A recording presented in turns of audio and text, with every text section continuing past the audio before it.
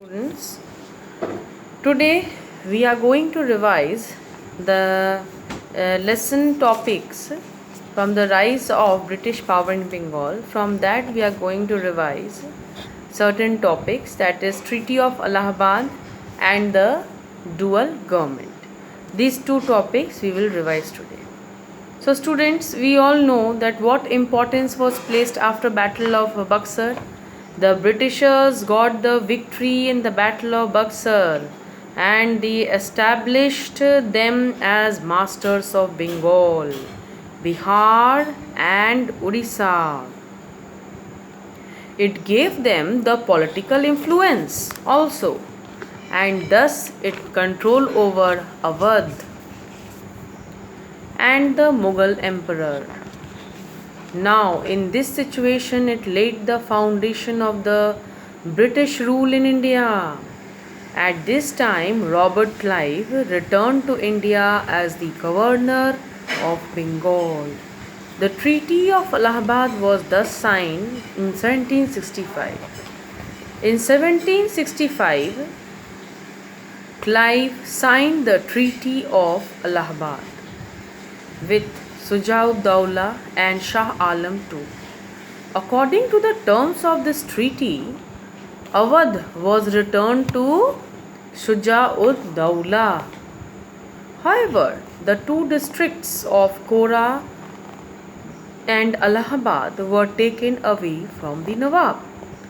The Nawab of Awadh had to pay a war indemnity of 50 lakh rupees, and the British agreed to defend the Nawab. In place of that, they also told that they will help Nawab in the security against any type of enemies attack. So Nawab would have to pay for the cost of British troops, and Awadh became a buffer state between British possessions in Bengal and the Marathas. So now in this situation, in this buffer state situation, when it was shared between the British and the Marathas, the British gave Shah Alam II the districts of Kora and Allahabad and an annual pension of 26 lakh rupees.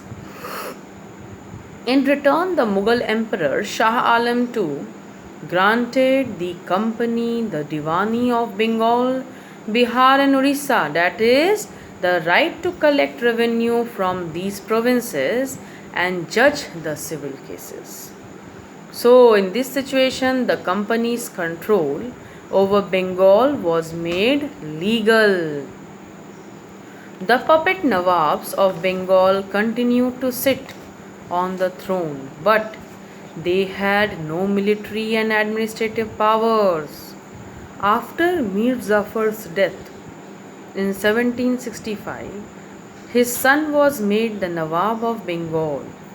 He had to sign a treaty with Clive, according to which he had to disband. What happened? In puppet Nawab system of Bengal means what? The puppet means the Nawabs were running on the control of the Britishers. They had their no say. They had no demands, their no ideas were working. They were only working on the demands of the Britishers, on the orders of the Britishers. Thus continued to sit on the throne, but they had no military and administrative powers. After Mir Zafar's death in 1765, his son was made the Nawab of Bengal. He had to sign a treaty with Clive, according to which he had to disband most of his army. He also had to transfer the Nizamat powers to a deputy Nawab appointed by the British. The deputy Nawab could not be dismissed by the Nawab. The Nawab was given an allowance of 53 lakh rupees, which was subsequently reduced. Thus, the English East India Company became the real ruler of Bengal from 1765. Dual government in Bengal. Clive introduced dual government in Bengal In 1765, Bengal now had two masters. Now, what is dual government? Dual government in Bengal means what? What do you understand by the dual government? Now, dual government in Bengal. Clive introduced dual government in Bengal in 1765. Bengal now had two masters, the Nawab and the Company. That means Bengal was now being governed under Nawabs and also the British Company. There were two powers, but Nawabs, we know, they were only for the namesake. Actually, the powers were in the hands of Company. But see what happens. The Nawab was responsible for general administration, maintenance of law and order and justice. That is related to criminal cases also. That means the Nawab was having the power to control the administration. He will administer and look after the problems, needs and requirements of the people, which was not a very easy task. Looking to the troubles and not able to filling it up, not able to solve it, was a very big trouble for the Nawab in that situation.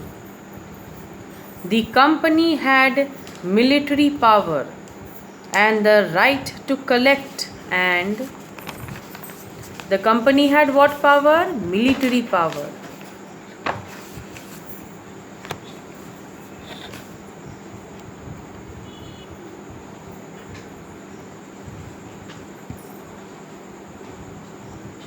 Which was the right to collect and use the revenue of Bengal. Thus, this arrangement was known as the dual government. The Company enjoyed power without any responsibilities. What happened? Company enjoyed the power. See, administration, when it goes in the hand of Nawab, they were very free from the problems of the subjects, the common people who were living there. They were very free of troubles. They were very free from the facts, the actual problem which the people in those times were facing. And they were only, the companies, they were only enjoying the power of resources. So the Company enjoyed the power without any responsibility. The Nawab, on the other hand, was burdened with administration pressure and responsibility of administration to control, and without any proper resources in hand. If suppose a subject comes into his court and gives the problem that he and his family is dying of hunger, help us, we are burdened with loan and pressure, we have not a drop of grain to eat in our home, so make us survive, make us live. As a Nawab, if he place any request to Nawab, from where he is going to help them, because he himself is in lack of proper resources to help his people, his own people. So without the resources necessary for running it efficiently, that is the responsibility without power. When it was the responsibility without any power, the revenue was collected by Indian officials. The revenue was collected by Indian officials, and the officials who were appointed by the British only. They were Indian officials, but they were working for the British office, appointed by the Company, and they were having strict watch by the Company on their work. The greed, corruption and oppression of these officials, oppression means they were suppressing the peasants, the poor farmers to pay the taxes, heavy taxes, to the conditions of utter misery. In fact, it was told that their cattle were also snatched away if they were not able to pay back the loans. The company took no interest in welfare of the people. The condition of the people worsened when Bengal was hit by a terrible famine, in which 1/3 of the population had perished, vanished it was. Nobody cared, neither the company nor the Nawab, who any case had neither the authority nor the resources to lessen the miseries of the people. He was not able to control the miseries of the people and only interfered in the general administration without assuming any responsibility. The evils, what were the bad side of the dual government, which began to manifest themselves? The administration and economy collapsed, burdened and collapsed. In 1772, the court of directors of the company appointed Warren Hastings as the governor of Bengal. In 1773, by the Regulating Act, he was made the Governor General of the British territories, marked in India's boundary. The Governor General was now the most important functionary power in East India Company, and his orders were the final orders. So we have got a chart also, table is given, in which Nawab powers and East India powers are differentiated. Nawab was having general administration in hand, maintenance of law and order in hand, justice. The Nawab had the responsibility of administration without the financial resources necessary to run it efficiently. The English East India Company, collection of revenue, justice, defense, financial resources were in hands of the company. So now came the end of the dual government. Warren Hastings abolished the dual government and Bengal was brought under the direct and complete control of the company. Company now became the supreme power. The treasury was shifted from Murshidabad to Calcutta, which now became the capital of Bengal and later of India. Warren Hastings was a competent administrator.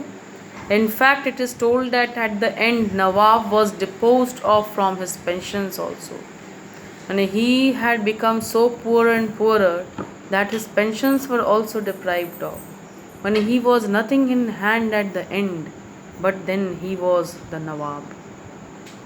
Warren Hastings was a competent administrator and he introduced many reforms in administration.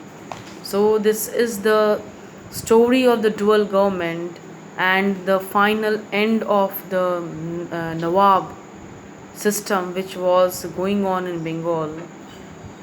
How the final end of the Nawabs were there done, and their glory, their power, their prestige, how it was smashed by the Britishers is very well known through these stories and through these events which have been described in your lesson.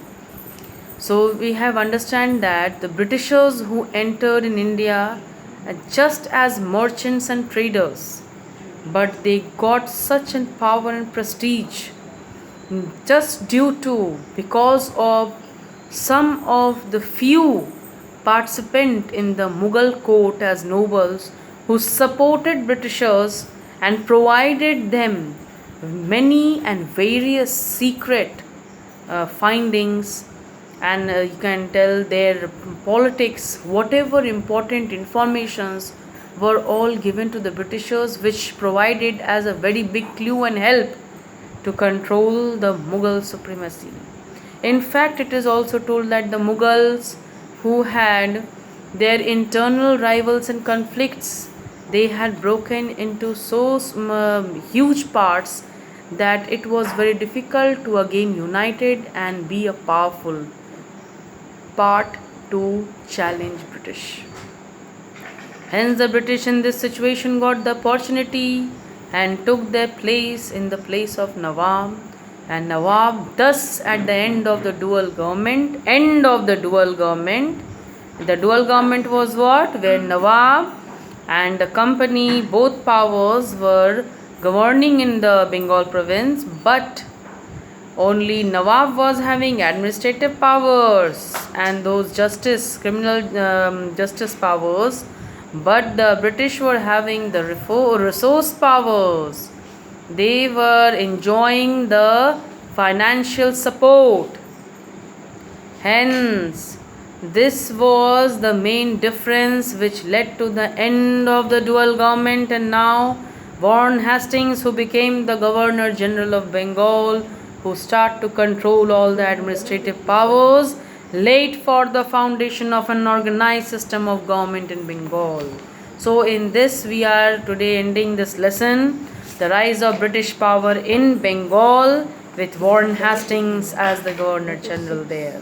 So in this lesson it is completed. Question answers has already given in the previous class.